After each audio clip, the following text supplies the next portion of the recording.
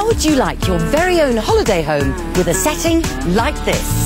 Oh, look at that view. Oh wow, how beautiful is that? It's hard to believe that there are quite a few spectacular locations left where house prices won't cost you the earth.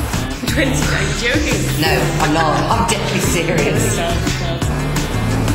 So forget the hustle and bustle of the usual tourist traps and join me as today we travel into uncharted territory.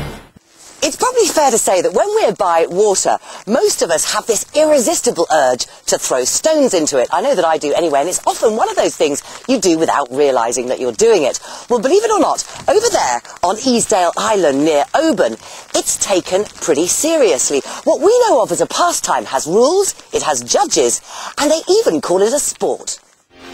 These guys are good, and they're just warming up. I think you need some help. Sandra, how did all of this come about? When did it start? It started originally in 1983, just for a laugh, because it's the obvious place to have a stone skimming. It was just a one-off. And then the Community Trust resurrected it in 1997, and we've done it every year since then. Right, so, sorry, first skim. As soon as it hits the water, it'll start slowing down. So if you can get it to go as far as you can before it hits the water, that's part of the technique. A bit of a spin on it helps, and I believe the optimum angle is 24 degrees. If you can work out that, you're a better woman than I am. Look, if I manage to throw the thing, it's going to be a start. Okay, so... This is the official platform. 24-degree angle. Right, okay. Oh, dear. You ready for this? Okay. I can't believe I've got to keep it within the buoys as well. Mine normally go off in every different direction. Stand back. If they go off at all, that is. Right, are you ready?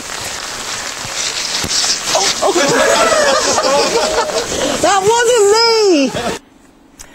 Now, there was a time when private medicine was used by the well-off to sort out all their lumps and bumps, but not anymore. Nearly a third of all hip replacements and a fifth of all heart bypass surgery is done privately. But as the operations performed in private hospitals become more complicated, there are a number of patients who are now claiming that their lives have been put at risk. And the government's Health Select Committee has now decided to review the regulation of private hospitals. Well, with me now is Dr. Andrew Vallance-Owen of Bupa, the biggest provider of private healthcare, who's speaking on behalf of the industry. Good evening to you.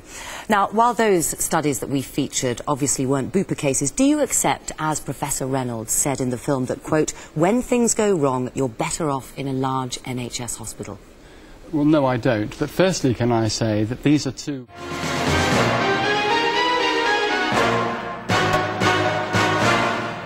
Over the last 20 years, the suicide rate in young men under the age of 35 has doubled. It's now the second biggest killer next to accidents. This massive increase has happened at the same time that suicide rates in other age groups have been falling. The reality is that today and every day, 5 young men will have reached such depths of despair that they'll see no alternative but to end it all.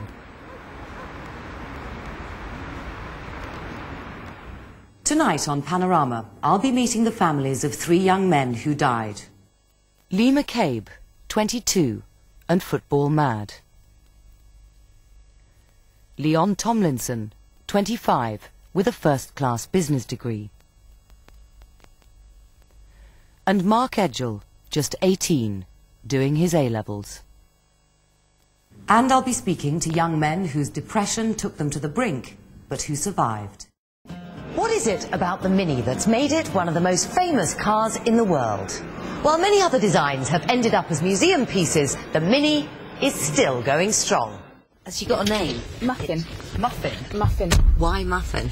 Because apparently the lady who owned her previously said she was really stubborn to start. So she called her Muffin as in Muffin the Mule. Oh, have you had any problems starting her? No, she starts first time every time. So when did you get her? It was April this year. Right.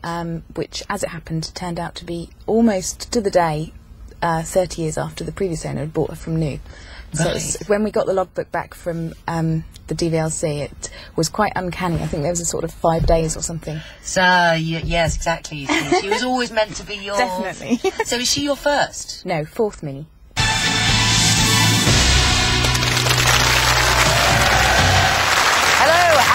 Very warm welcome to the grand final of National Geo Genius and our search to find the man or woman who knows the most about our planet.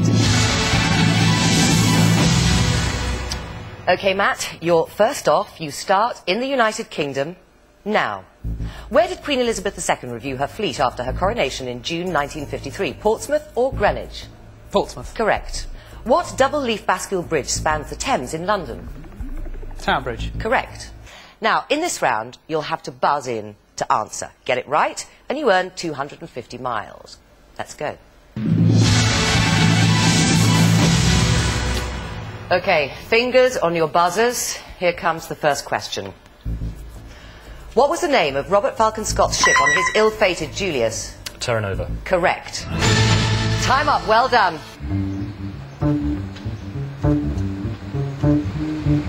This week, the house detectives have been called to the village of Titchfield in Hampshire, just 2 miles from the Solent. So, Muriel, what are some of the questions you'd like us to try and answer for you? Well, there's a wonderful story that Shakespeare actually came to this house and saw it and visited it and wrote Romeo and Juliet in the garden. His patron, the 3rd Earl of Southampton, owned large parts of Hampshire, but he lived here at Place House, half a mile from St Margaret's. I went there with one of the great authorities on the life of the bard.